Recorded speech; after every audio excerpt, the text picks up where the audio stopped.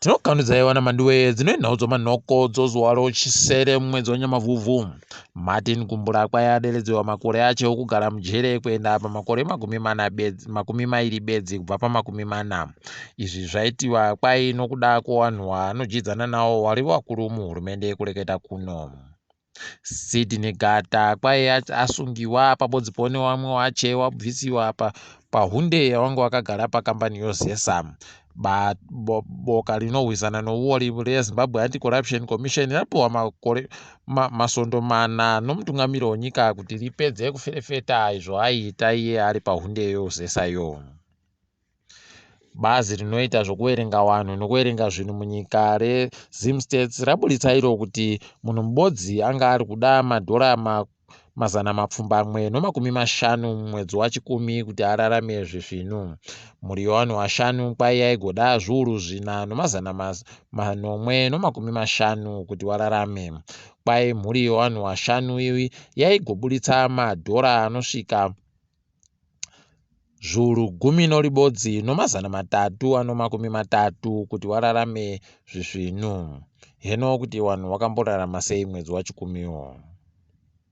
Wana mbuya vagopiwa mafoni okuti varerukirwe nokupiwa rubatsiro hwavo hwoutano munzvimbo dzakataramuka dziri munyika.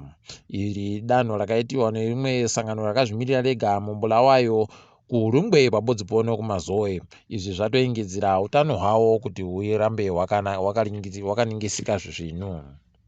Dzihwa mupengo ragwarasha vanhu zvisingaite munyika medumu. Kugwarasha vanhu vanotopfuura 100 kadambure chaiye. Tinovimba kuti richagokuwa nokukasika. Kambani yomaChina inounga mangoda kuchiadzwa yeEngine yavhurwa pokare. Izvi zvaitiwa novakuru vehurumende mushure mokunge yakambopfikiwa nehurumende yaMugabe muna 2016 ichinzi irimwe yemamakambani akaba mabhiriyoni ekuAmerica 15. Tinoshaya kuti chachinja chii kuti izonzi yabenhuka pokare. Totatamuka kuenda pasi rese. Bazi renyika dzomuAfrica reAfrican Union rati riri kuringitsa noziso zvinhu zviri kuitika muZimbabwe. Ukuwo boka renyika dzokudzauro kuAfrica reSADC riri kana kureketa chibodzi. Wakabvunziwa kuNamibia wakati wari kureketa uye wari kuda kuisiwa kuti warekete. Munyaya ingangoshamisa kufuranzi vanhu vachagomanikidziwa kupfeka zvifukausu kutanga musi womuvhuro uno watiri kubata. Izvi zvatoshamisa nokuti kweduno takandojaira kupfeka zvifukausu.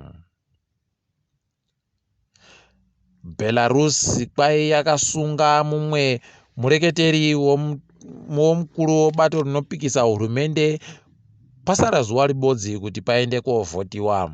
Maria Moros ndiye akasungiwa uye zviri kuringirwa kuti achagogara mujeremo kusvikira musi womuvhuro.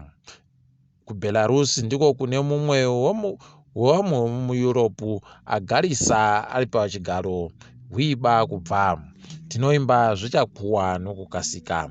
Tindori ipapo.